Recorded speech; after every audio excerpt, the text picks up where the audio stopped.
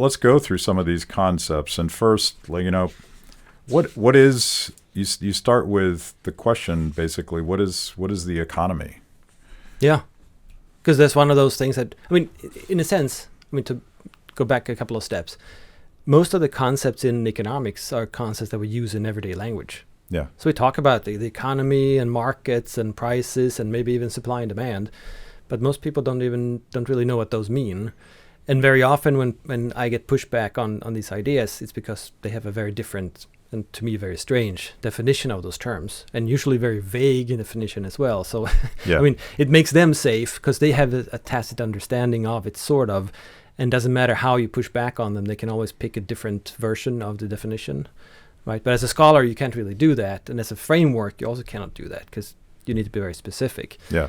And the economy itself, ask anyone what it is, and they go, well, it's like all of us. It has something to do with money and businesses and things like that. But that's super vague. Yeah. So what is it exactly? And it's really about economizing production, trying to get as much value as possible out of the limited resources we have.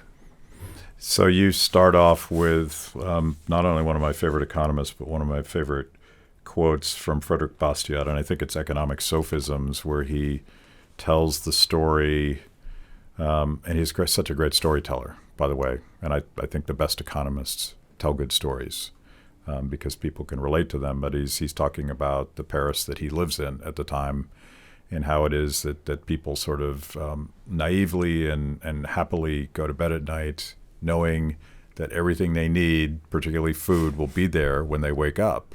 And they have no idea how that happens. But he's trying to explain the division of labor and the insanely complex series of decisions and production allocations that happen to make that sort of, I hate to use the word magic because it's not magic, but it's incredibly complex and reliable. Yeah, it is. And in a sense, that's why economics is so fascinating, because we all take it for granted.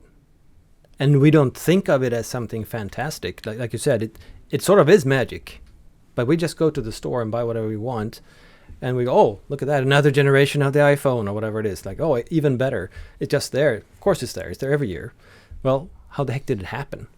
How come we have smartphones at all? Or cell phones? Right? All of this is created by someone who's imagining that people will be better off by using it. So, and of course they have to figure out how to get all the resources together and steal the resources from some other type of production that someone else thinks is an even better idea. Mm-hmm. So, and all of this comes together somehow.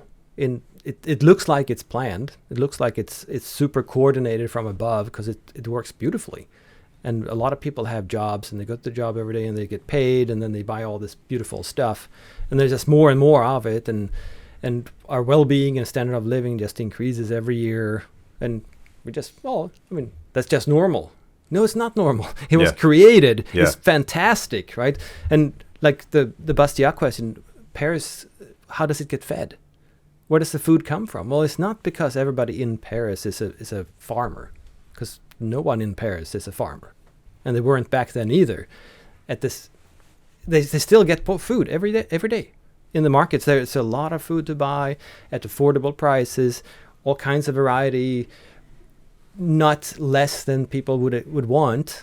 There's usually a lot to choose from, and the people are happy with buying it. How does it happen?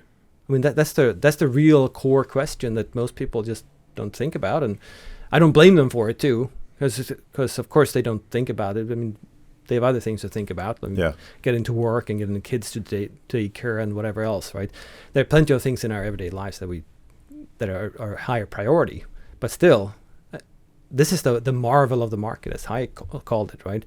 It just creates all these beautiful things and this beautiful wealth and prosperity that everybody takes for granted.